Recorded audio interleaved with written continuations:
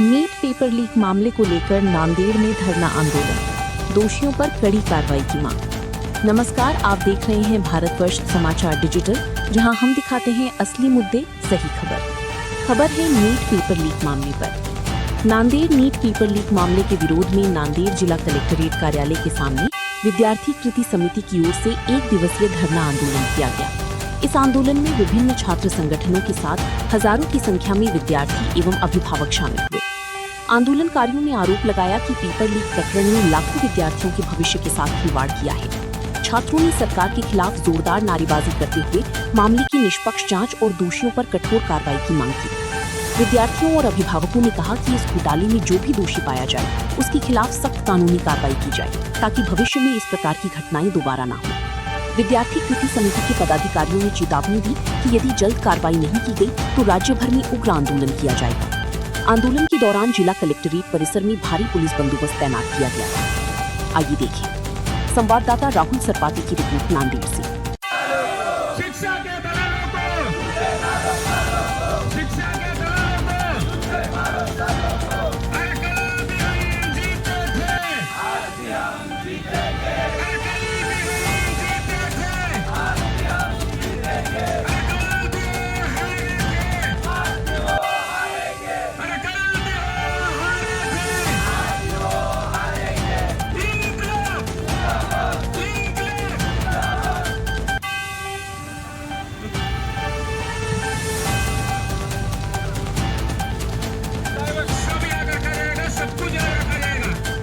विद्यार्थी कृती समितीच्या वतीने सर्व समविचारी संघटनांच्या वतीने जो देशातील सर्वात मोठा महाव्यापम शिक्षण क्षेत्राला काळीमा फासणारा लांछनास्पद प्रकार वैद्यकीय पूर्व परीक्षा जी नीट याच्यामध्ये खूप मोठ्या प्रमाणावर गैरव्यवहार झाला आणि याची पाळंमुळं नांदेडातून सुरू झाली। आज घडीला 5 राज्यात याचे लोन पसरले आहे। फक्त मोठे गावकर नाहीये तर इतर क्लासेसची सुद्धा चौकशी करण्यात यावी। इतर खाजगी क्लासेसचा सुद्धा मोठे गावकरांचा जो टॉपर आहे तोच इतर टॉपर खाजगी क्लासेसवाल्यांच्या सुद्धा फ्लेक्सवर झळकत होता।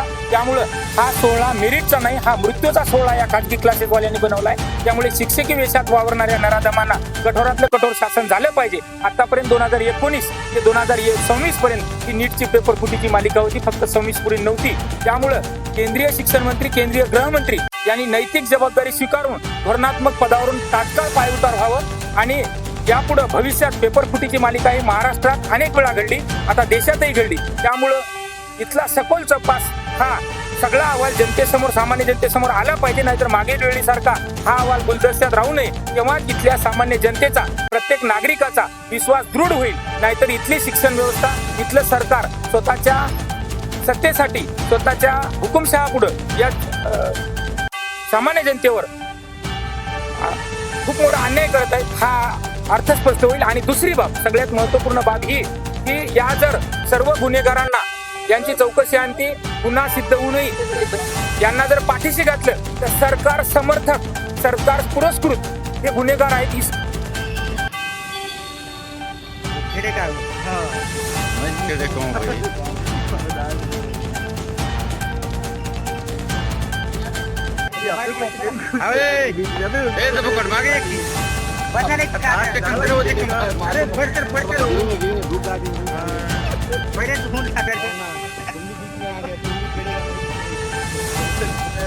वतीने सर्व विद्यार्थी असोसिएशनच्या वतीने आज नांदेड जिल्हाधिकारी कार्यालयासमोर विविध विद्यार्थी संघटनेतर्फे आज विविध मागण्या घेऊन धरणे आंदोलन करण्यात आलं। या धरणे आंदोलनाच्या मुख्य मागण्या अशा की जी नीट पेपर फुटी ही 2026चीच नाही, अगोदरच्याही जे नीट पेपर फुटी झालेल्या आहेत त्या सर्व पेपर फुटीची एक SITची कमिटी गठीत करून त्यांनी सर्वांनी, शासनाने या गोष्टीकडे गांभीर्याने लक्ष देऊन या जे दोषी आहेत त्या सर्वांवर कडक शासन करावं।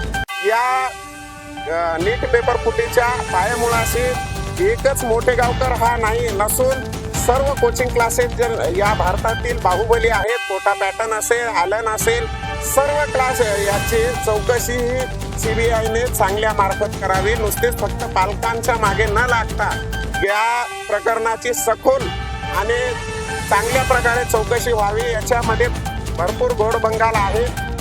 याच्यामध्ये माझा तर असा आरोप आहे, सत्ताधारी आणि विरोधकाची सुद्धा चांगली चांगली मोठी राजकीय मंडळीचा सुद्धा हस्तक्षेप आहे. याच्यात विरोधी असो की सत्ताधारी असो, हा प्रश्न आहे विद्यार्थ्यांच्या आयुष्याचा. त्यामुळे सांगतो, आपल्या चॅनल मार्फत आवाहन करतो सरकारला की तुमचा असो आमचा, त्याची गय न करता माझा किंवा या विद्यार्थी कृती समितीचा एक आरोप असा आहे किंवा मागणी म्हणा तुम्ही, जशी एका बलात्काराला शिक्षा अपेक्षित आहे आपल्या भारतीय संविधानात किंवा भारतीय मनाच्या लोकांमध्ये, तशी ज्या नीट पेपर फुटीत जे आयुष्य बर्बाद झालेले आहेत विद्यार्थ्यांच्या, तशी जशी बलात्कारांना फाशीची शिक्षा अपेक्षित असते, तशी यांना एकतर फाशीची शिक्षा द्यावी किंवा चौकात आणून त्यांना इन्काउंटर करावा. आणि हे जे मोदी सरकार आहे त्यांना एक आव्हान आहे की खरंच यांच्या अनधिकृत बांधकामावर तुम्ही बुलडोजर चालवणार का? एवढीच विद्यार्थी कृती समितीच्या वतीने मागणी आहे. आणि आम्ही आम्ही का सांगतो तुम्हाला की हजारो कोटीची उलाढाल करणारे कोचिंग क्लासेस वाले, यांच्या आमिषाला बळी पडणारे हे पालक, बरोबर आहे ना माझं? कारण हे पालक जेव्हा त्या आमिषाला बळी पडून या एवढे मोठे ब्रँड मोठे करतात, त्यांना याच्या बाजूने पालक सुद्धा जबाबदार आहेत.